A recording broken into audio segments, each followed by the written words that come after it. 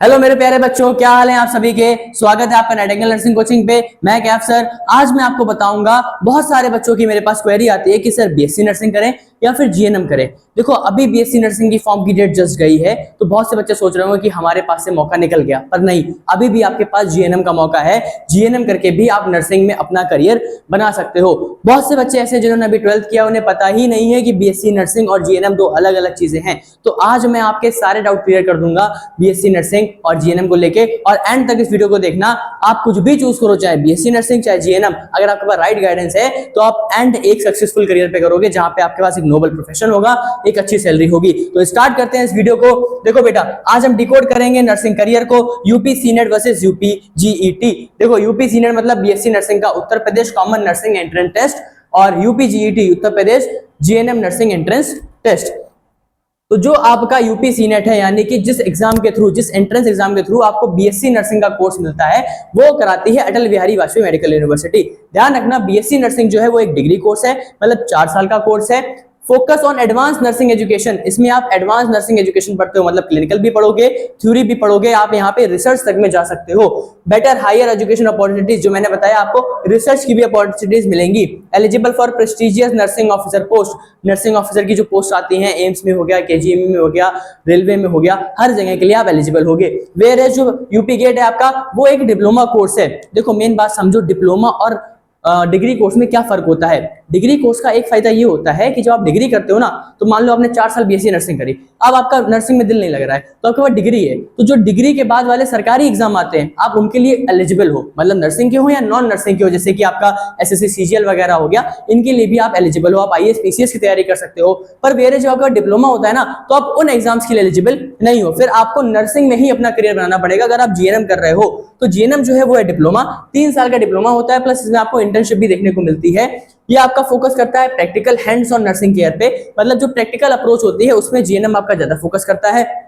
Faster entry into health care job, भाई 3 साल की जॉब, 3 साल का डिप्लोमा है, आप तुरंत जॉब में आ सकते हो। यहाँ आपका 4 साल का डिग्री कोर्स है। उसके बाद excellent pathway immediately after 12th। अब देखो, जीएनएम में क्या होता है कि जरूरी नहीं है आपके पास 12th में बायो हो, जीएनएम में आपके पास कुछ भी हो, बस 12th पूरा होना चाहिए तो आप जीएनएम कर सकते हो। यहाँ पे आपको स्पेसिफिकली बायो चाहिए, वो आगे हम सिलेबस में पूरा देखेंगे। देखो अगला क्या है बेटा, देखो अगला बता, बीएससी और नर्सिंग में जो डिविजन्स हैं वो पॉइंट वाइज कैसे हैं। तो देखो, आपने मैंने क्रेडेंशियल बता दिया, ये एक डिग्री कोर्स है, जीएनएम एक डिप्लोमा है, ड्यूरेशन 4 साल, 3 साल प्लस इंटर्नशिप। एकेडमिक एलिजिबिलिटी मैंने अभी आपको बताई, कितनी, 12th ग्रेड होनी चाहिए, पीसीबी, स्ट्रिक्टली विद पीसीबी, और जीएनएम में से 12th पास होना चाहिए। एजुकेशनल फोकस क्या होता है बेटा, बीएससी नर्सिंग में आप हायर स्टडीज में जाते हो, और जीएनएम में आपके पास प्रैक्टिकल पेशेंट केयर होती है। उसके बाद देखो बेटा, अर्निंग पोटेंशियल सबसे जरूरी है आज के टाइम पे, कि आप कितना कमा रहे हो, बिकॉज बेरोजगारी इतनी है, तो आपको वो कोर्स चुनना चाहिए जहां पे आपका अर्निंग पोटेंशियल अच्छा हो।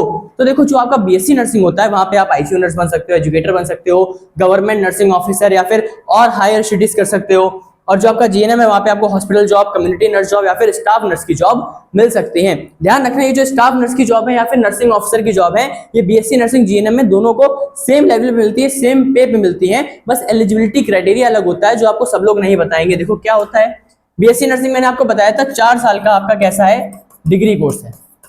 यहाँ आपने 4 साल डिग्री पूरी करी, आप तुरंत एलिजिबल हो नर्सिंग ऑफिसर एग्जाम के लिए, एजुकेटर के लिए, आईसीयू नर्स के लिए, आपको कोई भी चीज नहीं चाहिए। पर जब आपकी जीएनएम की बात आती है, तो जीएनएम करने के बाद आपको 2 साल का एक्सपीरियंस चाहिए मिनिमम 50 बेडेड हॉस्पिटल में, जो कि एनएबीएस से भी सर्टिफाइड होना चाहिए। और एक चीज का ध्यान रखना कि अगर आप 2 साल का एक्सपीरियंस नहीं ले रहे हो, तो आप पोस्ट बेसिक बीएससी नर्सिंग कर सकते हो, तब भी आप एलिजिबल हो जाओगे। इसमें भी सैलरी आपको स्टार्टिंग गवर्नमेंट में 72,000 की मिलती है, इसमें भी 72,000 की मिलती है। ये जो सैलरी लिखी है बेटा, ये प्राइवेट की लिखी है। तो देखो, एंड तक आते आते चाहे आप जीएनएम करो चाहे बीएससी नर्सिंग करो, आपको दोनों में एट द एंड सिलेबस जो है, जो सैलरी है वो सेम मिलेगा, बस जो पाथ है वो अलग है। लास्ट बात मैं आपको और बता दूं बेटा, कि जो इंपॉर्टेंट है इसके लिए वो ये है कि आपका सिलेबस क्या होता है यूपी सीनेट का और यूपी गेट का। देखो, यूपी सीनेट का और यूपी गेट का सिलेबस काफी कॉमन होता है, जैसे कि बायोलॉजी, केमिस्ट्री, फिजिक्स, ये यूपी गेट मतलब जीएनएम में जो है ये आती है 10th लेवल की। कितने लेवल की? 10th लेवल की आती है। पर यही सेम चीजें यूपी सीनेट में आती है बेटा 12th लेवल की। यूपी गेट में आपकी जीएस आएगी और इंग्लिश भी आएगी, जनरल नॉलेज आएगी और इंग्लिश भी आएगी। पर यूपीसी नेट में आपकी जनरल नॉलेज नहीं आती है, इंग्लिश आती है 12th लेवल की। जनरल नॉलेज लेंगे यूपीसी नेट में आपका सब्जेक्ट ऐड हो जाता है नर्सिंग एप्टीट्यूड। बस ये सिलेबस का फर्क है।